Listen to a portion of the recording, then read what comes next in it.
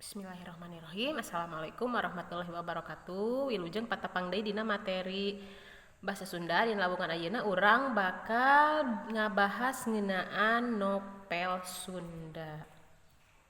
Tujuan pangajaranana nyaeta dipiharep tiasa ngabedakeun wangun nopel jeung wangun prosa naratif sejenna, tiasa nyebutkeun ciri-ciri wangun nopel, tiasa ngaapresiasi nopel Sunda nu dibaca, tiasa nyarungsum aspek-aspek carita nu ngandung nu aya dina nopel nu dibaca, teras biasa midangkeun hasil bacaan atanapi apresiasi kana wangun resensi buku. Tah, nopel teh aslina sanes tina sastra Sunda. Ieu mangrupa sastra deungeun nyaeta sastra luar. Ti basa Italia mah nopel teh nyaeta novela, hartina prosa fiksi nu teu pati panjang.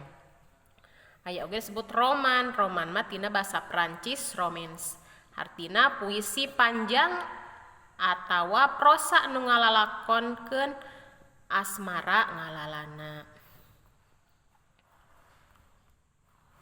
Nopel ceuk kamus istilah sastra atanapi nyaeta prosa rekaan fiksi nu naratif ngawujud lalakon, umumna panjang sarta galur caritana atawa plotna kompleks ngaran cabang, midangkeun rupa-rupa palaku, rupa-rupa kajadian, laluasa ngadeskripsikeun latar oge laluasa ngahirupkeun karakterisasi. Jadi nopel teh mangrupa carita panjang dina wangun fiksi. Jadi sanes nyata. Tah ieu ciri-cirina kalangkung. Jadi ciri-ciri nopel teh nyaeta caritana panjang, plotna kompleks, fiksi naratif atanapi ngalalakon, laluasa ngahirupkeun palakuna, oge plotna kompleks. Bedana carita pondok jeung nopel. Upama carpon mah caritana pondok, nopel mah caritana panjang. Upami carpon mah plotna basajan, nopel mah plotna kompleks atanapi ngaran cabang. Dina carpon mah ukur ngawungku hiji atanapi dua kajadian atawa kajadianna tunggal. Nah dina nopel mah ngawungku rupa-rupa kajadian, sababaraha kajadian.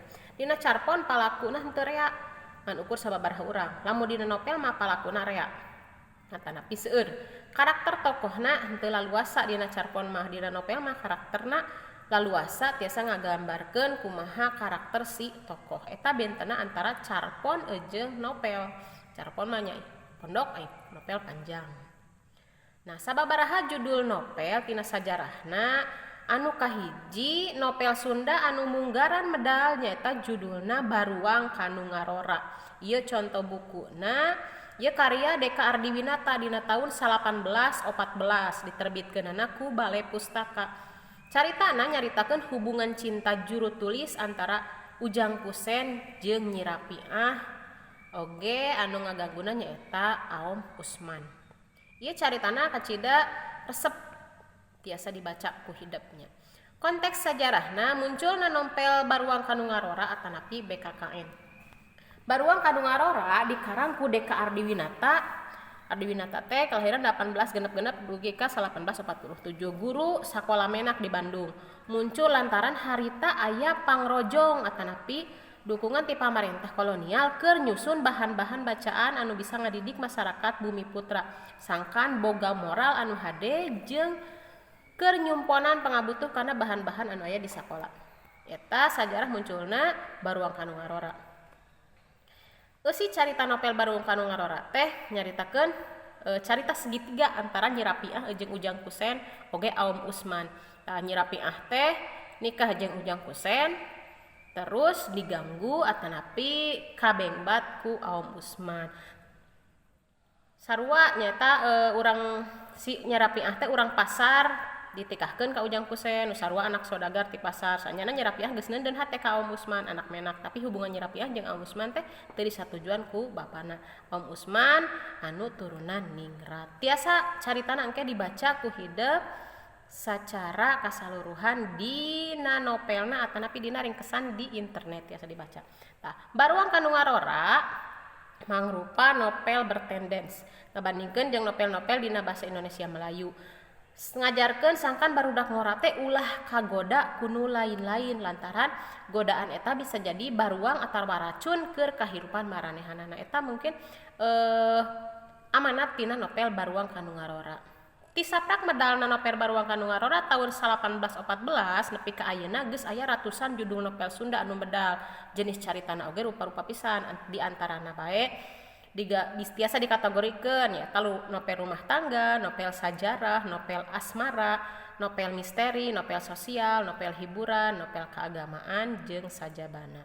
Contoh-contoh novel Sunda sejenna nyaeta tiasa dibaca ieu lain eta karya Muhammad Amri, Bentang Pasantren, Mercedes 1880 jeung contoh-contoh nu sanesna.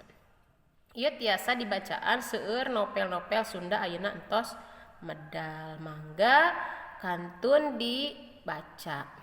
Nah, kalawungan ayeuna panginten ngeunaan novel. Jadi novel teh carita panjang anu ngaran cabang caritana. Terus unsurna oge aya unsur intrinsik, temana, latar, palaku, tempat, jeung amanat.